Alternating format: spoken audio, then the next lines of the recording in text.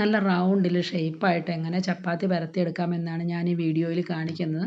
ചില ആളുകൾ പരത്തിയെടുക്കുമ്പോൾ ശരിയായ റൗണ്ട് കിട്ടുന്നില്ല എന്ന് പറയാറുണ്ട്. അതിനായിട്ട് നമ്മളൊരു പാത്രത്തിൽ കുറച്ച് മാവെടുത്ത് ഉപ്പും വെള്ളവും ചേർത്ത് കുഴച്ചെടുക്കുക. ചില ആളുകൾ ചൂടുവെള്ളം ചേർക്കാറുണ്ട്, പിന്നെ മുട്ടയും എണ്ണയും ഒക്കെ ചേർത്ത് കുഴയ്ക്കാറുണ്ട്. ഞാൻ വെള്ളവും ഉപ്പും മാത്രം ചേർത്താണ് കുഴച്ചെടുക്കുന്നത്.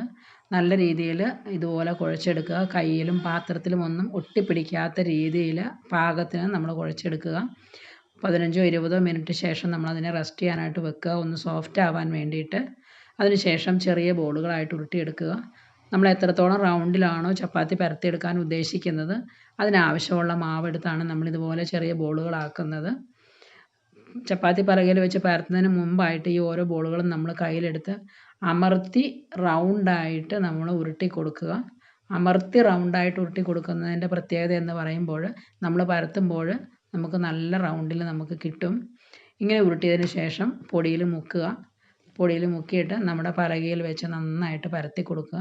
പരത്തുമ്പോൾ നമ്മൾ ശ്രദ്ധിക്കേണ്ട കാര്യമെന്ന് വെച്ചാൽ നമ്മുടെ കയ്യിൽ വെച്ച് നമ്മൾ എങ്ങനെ റൗണ്ട് ചെയ്തോ അതുപോലെ തന്നെ റൗണ്ട് ചെയ്ത് തന്നെ നമുക്ക് പരത്തി കൊടുക്കാനായിട്ട് സാധിക്കും. നമ്മൾ പരത്തുന്ന ഈ ചപ്പാത്തി കോല് നമ്മുടെ കയ്യിൽ എപ്പോഴും ലൂസായിട്ടിരിക്കണം. ലൂസായിട്ട് മാത്രം ഇങ്ങനെ പിടിച്ചുകൊണ്ട് നമ്മൾ പരത്തിയെങ്കിലാണ് നല്ല രീതിയിൽ റൗണ്ടായിട്ട് വരികയുള്ളൂ.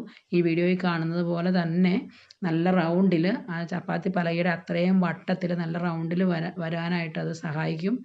ഇങ്ങനെ നമ്മൾ പരത്തുമ്പോൾ എല്ലാ വശവും ഒരുപോലെ കനം കുറഞ്ഞ് സോഫ്റ്റ് ആയിട്ടുള്ള ചപ്പാത്തി നമുക്ക് കിട്ടും.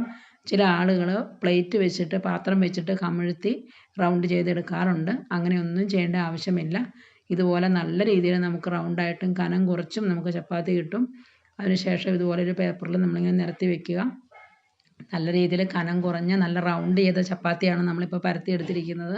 ഒരു പാൻ അടുപ്പത്ത് വെച്ച് നല്ല രീതിയിൽ ചൂടായതിന് ശേഷം എണ്ണ തൊട്ട് മറിച്ചും തിരിച്ചും ഇട്ട് കൊടുത്ത് നമ്മൾ നന്നായിട്ട് ടേസ്റ്റി ആയിട്ടുള്ളൊരു ചപ്പാത്തി നമുക്ക് ഉണ്ടാക്കിയെടുക്കാനായിട്ട് കഴിയും. ഇന്ന് ചപ്പാത്തിയും മുട്ടക്കറിയുമാണ് ഞാൻ ഉണ്ടാക്കിയിരിക്കുന്നത്. നിങ്ങളുടെ അഭിപ്രായങ്ങൾ നിങ്ങൾ കമൻറ്റ് ബോക്സിൽ അറിയിക്കുക. അടുത്തൊരു വീഡിയോയുമായിട്ട് വീണ്ടും